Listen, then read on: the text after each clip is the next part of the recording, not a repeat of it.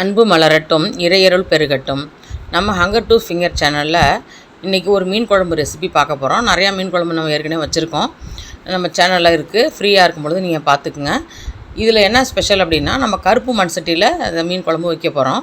இந்த கருப்பு மண் சட்டி வந்து சுவை ரொம்ப அதிகமாக இருக்கும். இதுக்கு ஒரு மசாலா நம்ம ரெடி பண்ணிக்கிறோம். பழைய வீடியோலாம் உங்களுக்கு டைம் கிடைக்கும் பொழுது பார்த்துக்குங்க. அதில் நம்ம என்னென்ன மசாலா போட்டிருக்கோன்னு நான் இப்போது எல்லாம் இருக்குது. இப்போ நான் ஒரு ஷார்ட்டாக சொல்லிடுறேன்.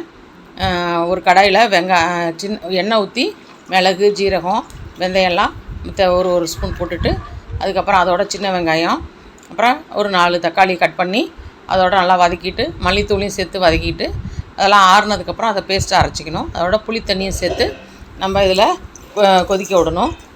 இந்த கருப்பு மண் சட்டி வந்து 2 தடவை சுட்டு செய்கிறதுனால ரொம்ப டேஸ்ட் நல்லாயிருக்கும். இதில் குழம்பு கொதித்ததுக்கப்புறம் நான் தேங்காய் பாறை மீன் எடுத்திருக்கேன். அந்த மீனோட தலையை மட்டும் குழம்புல சேர்த்துருக்கேன்.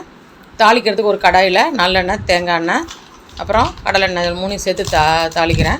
அதோட கடுகு, ஜீரகம், வெந்தயம் போட்டுட்டு சின்ன வெங்காயமும் சேர்த்து வதக்கிக்கணும். இதோட கொஞ்சம் பூண்டு, கருவேப்பிலை இதெல்லாம் சேர்த்து நல்லா நம்ம வதக்கிக்கிறோம். இதில் நம்ம விருப்பப்பட்ட காய்கள் சேர்த்துக்கலாம். கத்திரிக்காய், வெண்டைக்காய், முருங்கைக்காய் இந்த மாதிரி காய்களை சேர்த்துக்கலாம். பச்சை மிளகாயும் சேர்த்து நான் வதக்கியிருக்கேன். மாங்காயும் சேர்த்துக்கலாம்னா, மாங்காய் இல்லை அதனால் நான் போடலை.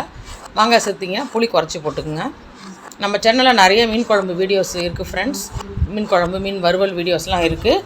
அதை இந்த தலை போட்டதுக்கப்புறம் அந்த மீதி இருக்கக்கூடிய மீன் பகுதியை வந்து நான் நல்லா கோடு போட்டு மசாலா போட்டு ஊற வச்சு அதை ஃப்ரை பண்ணி வச்சுருக்கோம்.